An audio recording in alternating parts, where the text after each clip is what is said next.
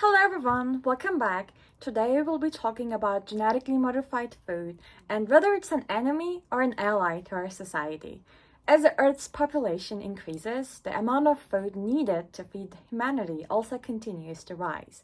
But there's another way of solving this problem: farming genetically modified foods.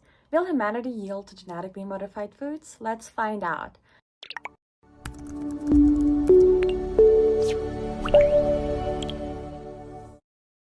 First, we need to look at what the term genetically modified food means. Before genetically modified organisms or GMOs were a thing, farmers used a method called selective breeding. This method basically selects animals and plants with wanted characteristics to be reproduced and makes those characteristics more prevalent over generations.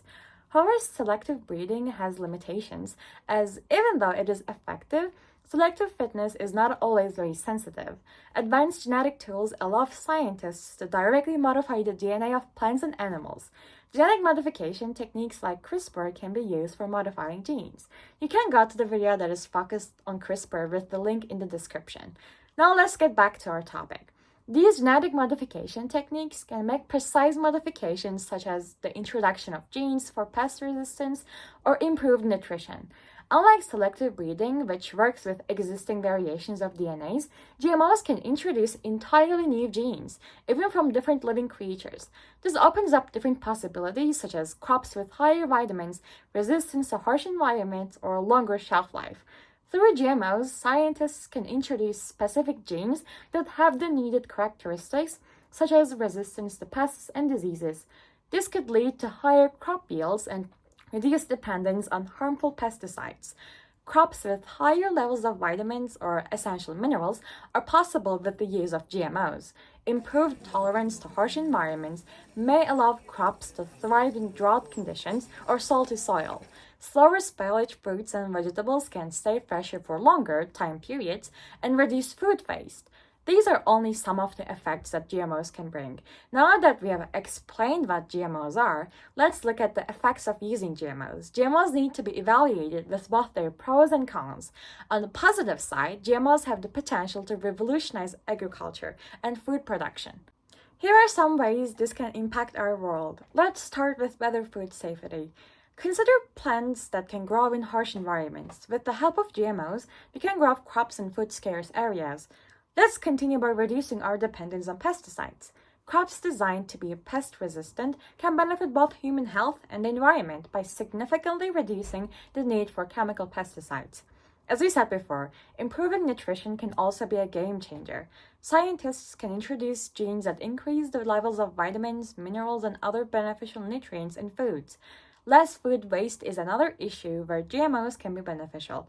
GMOs with longer shelf lives could lead to less food spoilage, making the food supply chain more efficient. But there are also potential disadvantages to consider. The impact on biodiversity will be the first thing we talk about. The unintentional spread of GMO genes to their wild relatives could change the ecological balance. The development of herbicide resistance is one of the most important disadvantages caused by GMOs. Herbicide-resistant GMOs can backfire. Resistant weeds survive weed killers, forcing farmers to use pricier, harsher options or face yield drops. IPM techniques can also help slow the resistance, though potential health risks may also arise. While there is no scientific proof that GMOs directly cause health hazards, some experts express concerns about the long-term effects of consuming genetically modified foods. Increasing reliance on GMO technology could lead to corporations gaining more control over food supplies. It is important to remember that GMOs are not a monolithic concept. Each GMO product needs to be evaluated on a case-by-case basis, taking into account specific changes, potential risks, and intended benefits. Now that we know what GMOs are and what effects they can cause, let's move on to our topic. Will humanity submit to genetically modified foods? As research into genetically modified organisms continues, we may see more effective applications of GMOs, which could potentially impact consumer acceptance. Government regulations play a crucial role in ensuring the safety and transparency of GMOs. How these regulations develop will affect public trust and adoption. The way GMOs will take their final shape is through consumer preferences. The concerns about safety and environmental impact outweigh potential benefits. Or will the convenience and affordability of GMOs appeal to consumers? We'll see in the future. The cost of developing and producing GMOs is much cheaper than thought, and the potential economic benefits to farmers and consumers will influence how widely this technology will be used.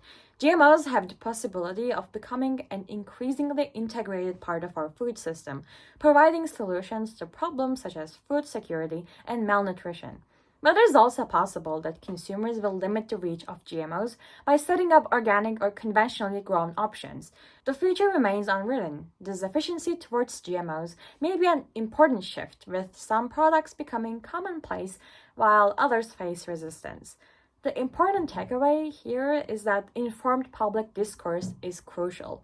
By understanding the science behind GMOs, the potential risks, rewards, and current regulations, we can make informed decisions about the role they play in our food system. If you're interested in content like this, don't forget to like and subscribe. Thanks for watching. As always, it was Haisel Times.